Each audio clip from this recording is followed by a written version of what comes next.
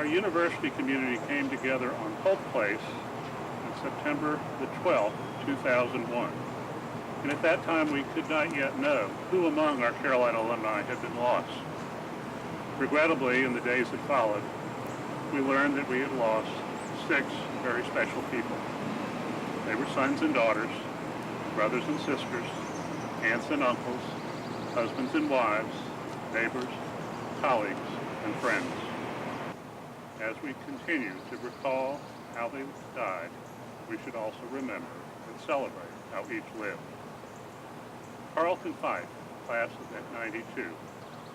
Mary Lou Haig, class of 96. Andrew King, class of 83. Ryan Cohort, class of 98. Dora Machaca, class of 78. Chris Quackenbush.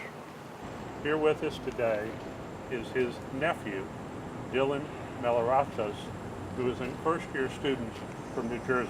I will hand the flower to Dylan to place.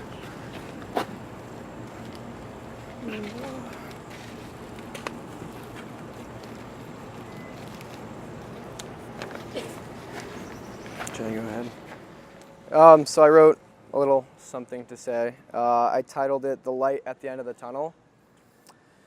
So here it goes. And my uncle, Christopher Quackenbush, we love you and we miss you. I said just before exiting nervously from the podium and stepping out of a frame of a bevy of cameras, broadcasting the 9/11 memorial ceremony across the country from the 9/11 Memorial in New York.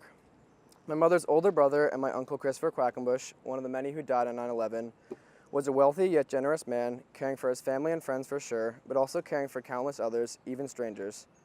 My mother thanked me for reading her brother's name. As painful as the tragedy was, little did my mom know that 15 years later, her son would stand up at a podium on the very ground where her brother died, looking uncannily like him in his younger years, and call attention to his wonderful legacy.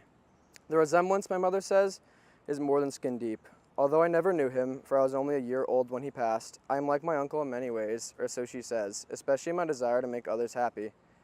First my mother and father, then friends, then others, even strangers.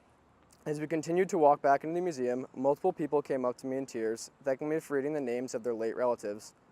Although I only replied with a simple, "You're welcome, I'm sorry for your loss," I felt such joy knowing that my words could uplift these people and be a balm to their inner wounds.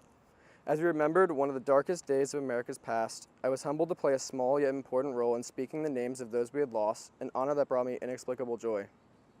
After years of brainwashing and constant reminders about never mentioning Duke around our family, I applied and was offered admission to UNC this past year. In addition to my 2 cousins, my mother, 3 uncles, grandfather, grandmother, and great-grandfather who all attended UNC, I am glad that I am able to carry on my family's legacy here, and more importantly, carry on my uncle's legacy in a community that he so very much valued and loved. Thank you. Thank you, David. Thank you, Chancellor, for being with us again. On that September morning in 2001, when we gathered in Polk Place, the Lorelei's concluded the program singing these lines. I am sitting here wanting memories to teach me, to see the beauty of the world through my own eyes. You said you'd comfort me in times like these, and now I need you. Now I need you, and you are gone.